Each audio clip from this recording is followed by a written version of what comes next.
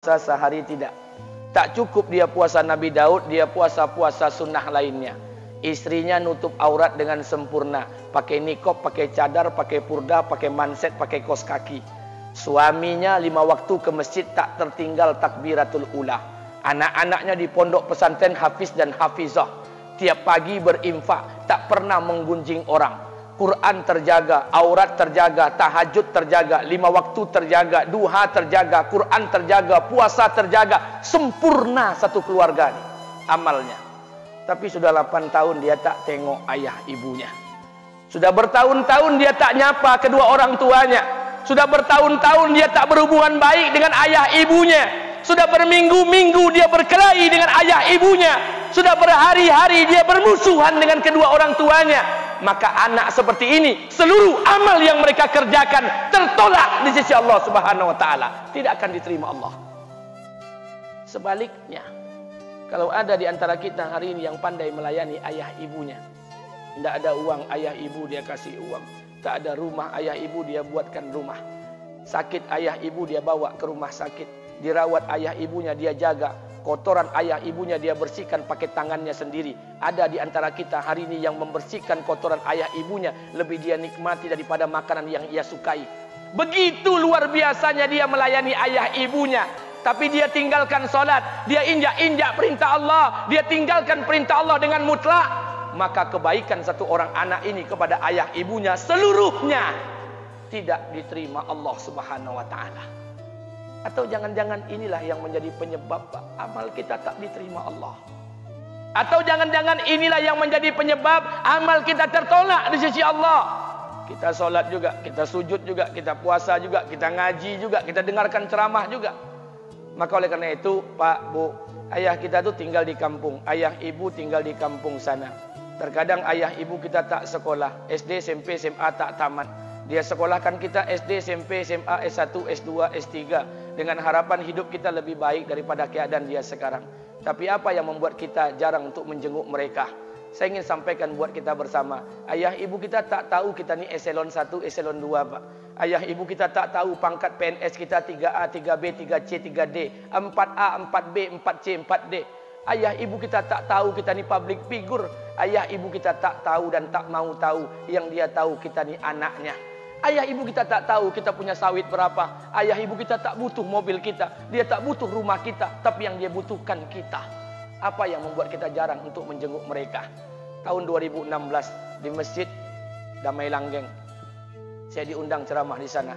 Habis pulang ceramah, saya baca WA SMS.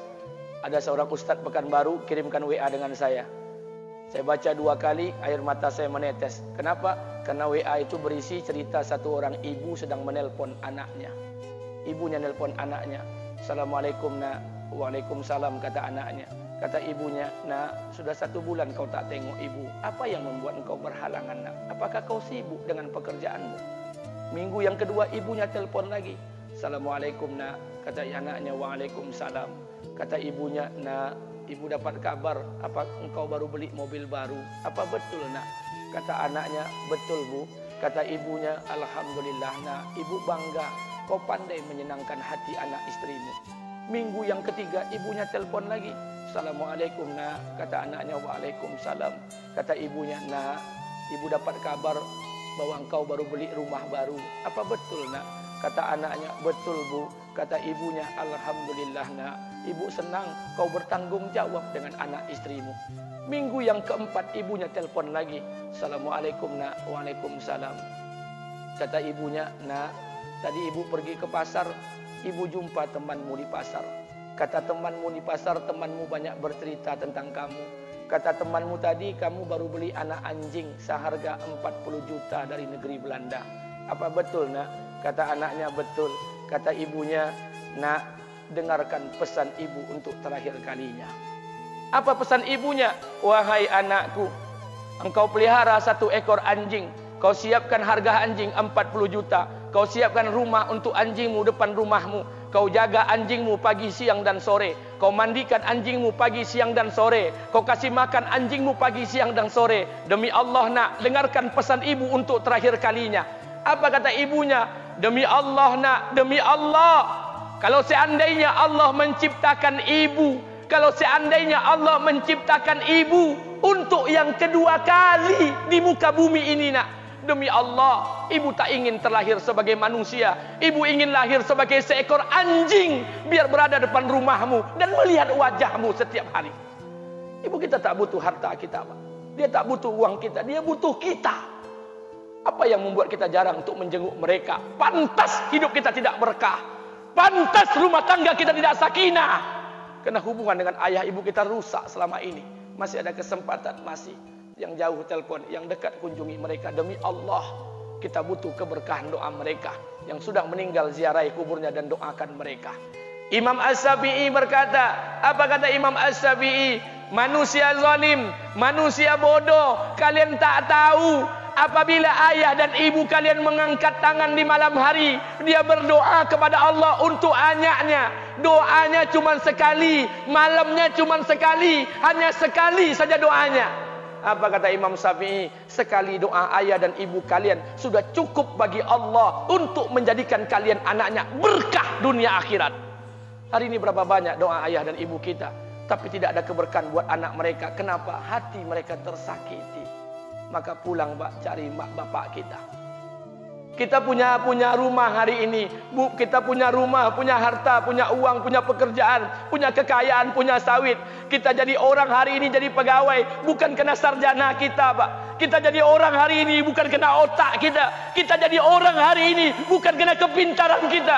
Kita jadi orang hari ini jangan-jangan kena keberkahan doa ayah dan ibu kita yang tak pandai tulis baca di kampung sana. Cari mak bapak kita, Pak. Demi Allah, kita butuh keberkahan doa mereka. Apa guna di kehidupan dunia sementara Allah tidak ridho dengan kehidupan kita? Pantas amal kita tertolak di sisi Allah.